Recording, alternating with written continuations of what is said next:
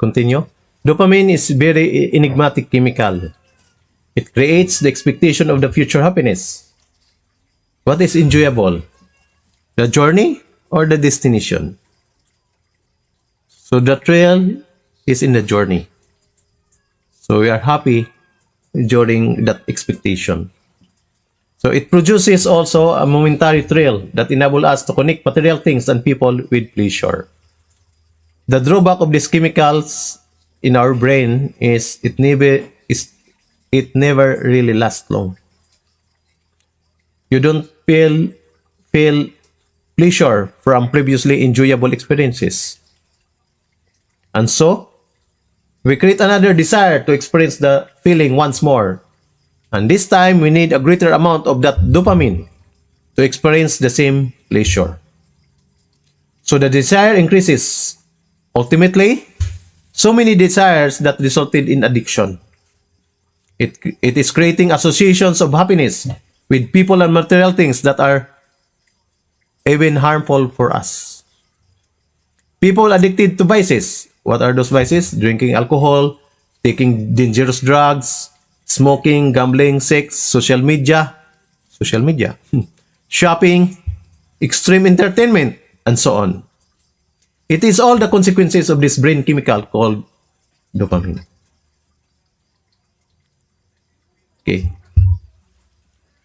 So the third part is, or third chemical in our brain is oxytocin. We can see this as a love or social bonding chemical.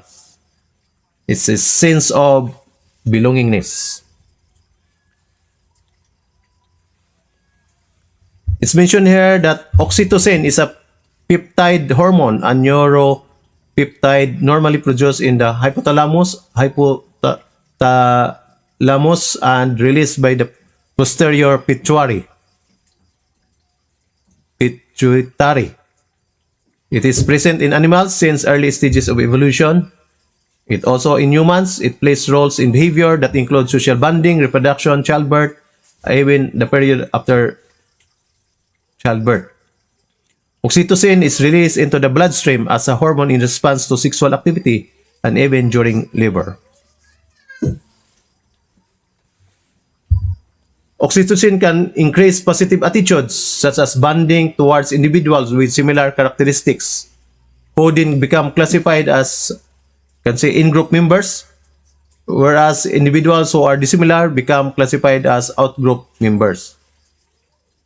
In my previous blogs about social needs, we are talking about different group. So I start with family, clan, nation, race, community. This is example of that oxytocin release. When you find a friend, you have that feeling of happiness. You are belonging to that group. So oxytocin is released from our brain.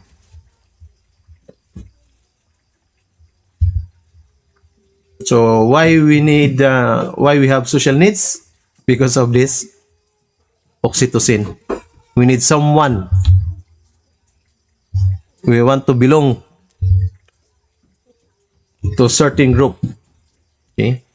From belongingness to our family, our sentiment, and then up to nation, race. So that's a different level of our belongingness. So why we are happy? Because it triggers the oxytocin.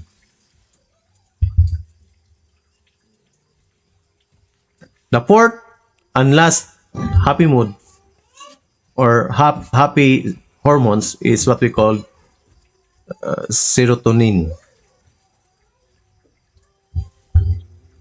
Serotonin is a monoamine neurotransmitter. Its biological function is complex, touching diverse functions including mood, cognition, reward, learning, memory, and numerous physiological processes such as vomiting, vasoconstriction, constriction, and it's also regulating sleep and appetite.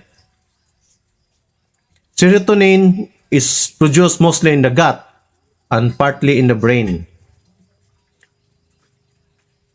It is in the brain. It is essential. It is in the central nervous system, specifically in the brainstem raphe nuclei, the skin's Merkel cells, pulmonary neuroendocrine cells, and the tongue's test receptor cells. So, approximately 90% of the serotonin the human body produces is in our gut, in the gastrointestinal tracts, enterochromaffin cells, where it regulates intestinal movements. So what is serotonin? Serotonin produces a calming effect and hence is powerful in fighting depression and reduce anxiety. Drugs that alter serotonin levels are used in treating depression, generalized anxiety disorder, and social phobia.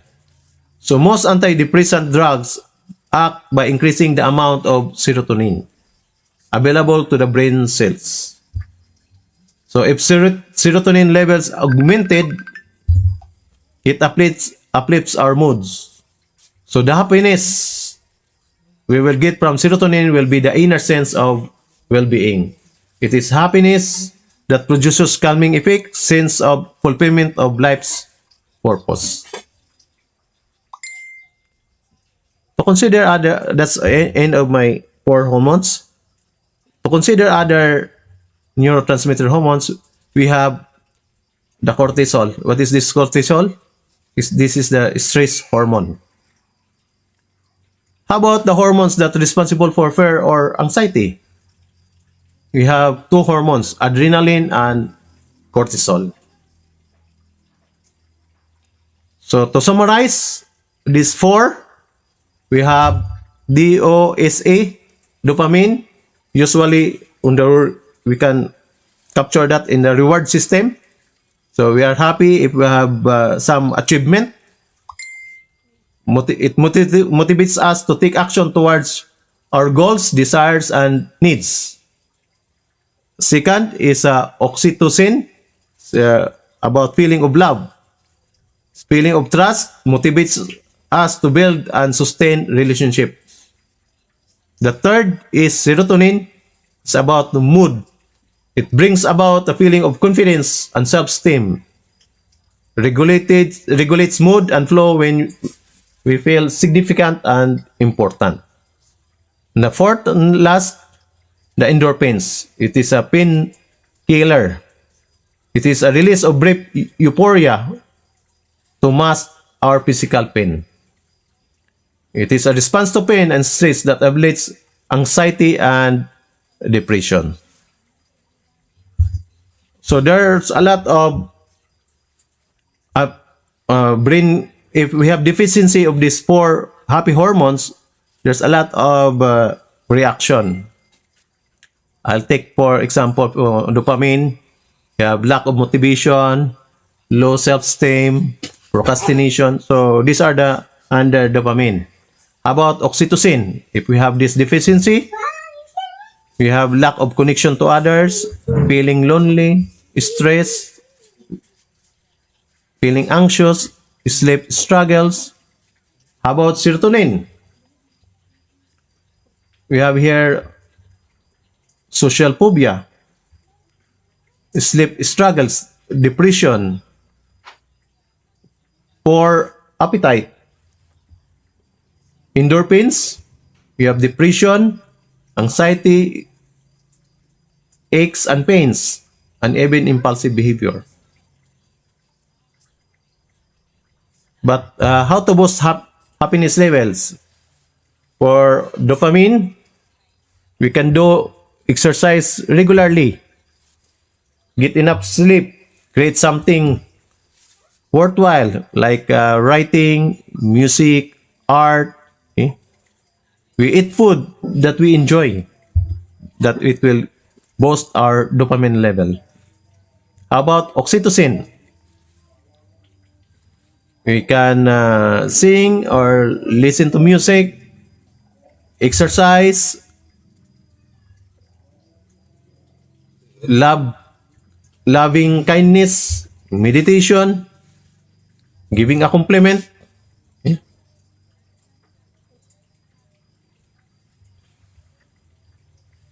How about the serotonin? How to increase our happy levels? So just walking in nature, we can do also exercise, sunlight, self massage, neck or shoulder.